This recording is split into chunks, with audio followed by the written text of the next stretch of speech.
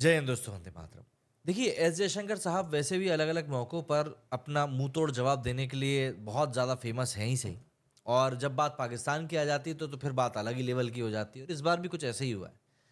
दरअसल विदेश मंत्री एस जयशंकर ब्रिटेन के इस समय दौरे पर हैं। उन्होंने वैथम हाउस करके वहाँ एक है, तो वहाँ पे वैथम हाउस थिंक टैंक में कश्मीर को लेकर डोनाल्ड ट्रंप की जो नीतियाँ हैं उन पर खुलकर बात करी। लेकिन इस दौरान कश्मीर को लेकर पूछा गया एक पाकिस्तानी पत्रकार के सवाल पर जयशंकर का जो रिएक्शन था, वो इस समय मार्केट में बहुत वाहवाही लूट रहा है। दरअसल पाकिस्तान के एक पत्रकार ने जयशंकर से सवाल पूछते हुए कहा कि मैं लेखक और पत्रकार हूं, और मैं आपको थोड़ा सा नर्वस करना चाहता हूं।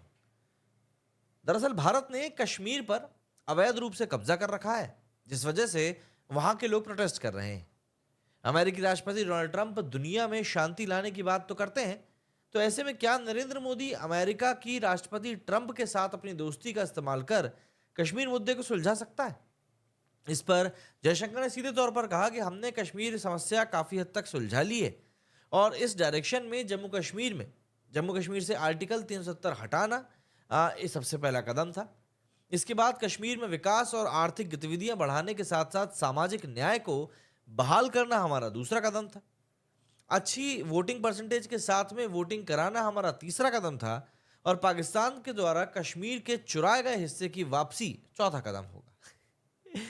पाकिस्तान दरअसल अवैध रूप से कश्मीर के जिस हिस्से पर कब्जा जमा कर बैठा है, वो हिस्सा वापस आ जाए तो कश्मीर की समस्या पूरी तरीके से सुलझ जाएगी।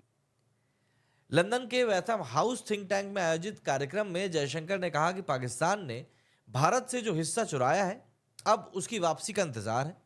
उस हिस्से के भारत में शामिल होते ही जम्मू कश्मीर में पूरी तरीके से शांति स्टेबिलिटी के साथ में आ जाएगी। उन्होंने घाटी में शांति का फार्मूला बताते हुए कहा कि जम्मू कश्मीर में शांति बहाल करने की पूरी प्रक्रिया 3 स्टेप्स में अपनाई गई। इसके अलावा जयशंकर ने अमेरिका की पॉलिसी पर बात करते हुए कहा कि राष्ट्रपति डोनाल्ड ट्रंप के लीडरशिप में अमेरिका प्रशासन मल्टीपोलैरिटी की तरफ आगे बढ़ रहा है, जो भारत के हितों के लिए अच्छा है। दोनों देश बायलैटरल बिजनेस के जो समझौते होने हैं उनकी ज़रूरत पर भी सहमत हो चुके हैं। अमेरिका, इंडिया, ऑस्ट्रेलिया और जापान के क्वाड गठबंधन का जिक्र करते हुए एस जयशंकर ने ये बात भी कही कि राष्ट्रपति डोनाल्ड ट्रंप ने उनके नज़रिए से हमारे पास एक बड़ा साझा उद्यम क्वाड है, जो एक ऐसी समझ डेवलप करता है जहां पर हर कोई उचित तरीके से अपना हिस्सा बता सकता है। विदेश मंत्री जयशंकर द्विपक्षीय सहयोग को बढ़ावा देने के लिए ब्रिटेन और आयरलैंड के 6 दिनों के दौरे पर हैं, और इस दौरे के दौरान सबसे पहले लंदन पहुंचे, जहां उन्होंने ब्रिटेन के प्रधानमंत्री कीर स्टामर से और विदेश मंत्री डेविड लेमी से मुलाकात करी। वहीं जयशंकर के कश्मीर को लेकर दिए गए बयानों पर जो रिएक्शन है वो भी आने शुरू हो चुके हैं। जयशंकर के बयान पर नेशनल कॉन्फ्रेंस के नेता तनवीर सादिक ने कहा है कि अगर कश्मीर का मामला हल करना इतना आसान है तो अच्छी बात है। हम तो जानते हैं कि बातचीत से ही कश्मीर का हल निकलेगा। वहीं सीपीएम के विधायक मोहम्मद यूसुफ तारिगामी ने कहा है कि जिस तरह से डॉक्टर जयशंकर आर्टिकल 370 के बारे में बात कर रहे हैं, इससे पता चलता है कि आर्टिकल 370 का वजूद अभी भी है।